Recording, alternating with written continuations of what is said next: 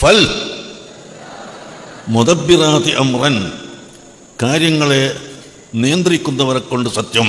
ആരാണ് കാര്യം നിയന്ത്രിക്കുന്നവർ? നിയന്ത്രിക്കുന്നവൻ എന്നല്ല പറഞ്ഞത്, നിയന്ത്രിക്കുന്നവർ. അപ്പൊ അള്ളാഹു അല്ല എന്ന് ഉറപ്പാണല്ലോ. അള്ളാഹു ആണെങ്കിൽ ഒരുത്തനല്ലേ, അള്ളാഹു ഒരുവനാണല്ലോ. അപ്പോൾ നിയന്ത്രിക്കുന്ന കൂട്ടര് എന്ന് പറഞ്ഞപ്പോൾ അള്ളാഹു അല്ല. അള്ളാഹുവിൻ്റെ കാര്യങ്ങൾ ഈ ലോകത്ത് നിയന്ത്രിക്കാൻ അള്ളാഹു മറ്റ് ചിലരെ ഏൽപ്പിച്ചിട്ടുണ്ട്. ആ ഏൽപ്പിക്കപ്പെട്ടവരിൽ ഈ ആയത്ത് കൊണ്ടുള്ള വിവക്ഷ അർവാഹുൽ മുഅ്മിനീൻ, മുഅ്മിനീങ്ങളുടെ ആത്മാവുകൾ ആണ്, അല്ലാഹുവിൻ്റെ ഔലിയാക്കളുടെ ആത്മാവുകൾ ആണ്. ഈ ലോകത്തെ നിയന്ത്രിക്കാൻ ഔലിയാക്കളുടെ അർവാഹുകളെ അല്ലാഹു തആല ഏൽപ്പിക്കുന്നു. ബദരീങ്ങളുടെ അർവാഹുകളെ അല്ലാഹു തആല ഏൽപ്പിക്കുന്നു. ശുഹദാ ഉഹദിന്റെ അർവാഹുകളെ ഏൽപ്പിക്കുന്നു. ഔലിയാക്കളുടെ നിയന്ത്രണം വളരെയധികം വലിയ നിയന്ത്രണമാണ്.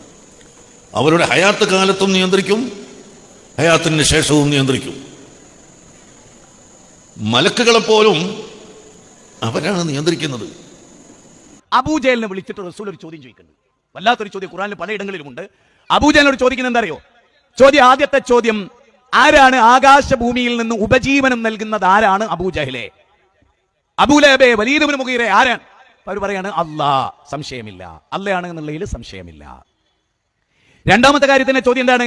ആരാ കേൾവി നൽകിയത്? അത് ലാത്തയാണെന്ന് അബൂജഹൽ പറഞ്ഞില്ല, ഉസ്സയാണെന്ന് അബൂജഹൽ പറഞ്ഞില്ല. അമ്മൻ യംലിക്കും സമഅ വൽ അബ്സാറ വമൻ യുഖ്രിജുൽ ഹയ്യ മിനൽ മയ്യിത്ത് വയുഖ്രിജുൽ മയ്യിത്ത മിനൽ ഹയ്യ് വമൻ യുദബ്ബിറുൽ അംറ ഫസയഖൂലുന അല്ലാഹ്. ശരിക്ക് ചിന്തിക്കേണ്ട ഒരു പോയിന്റാ പറയുന്നത്.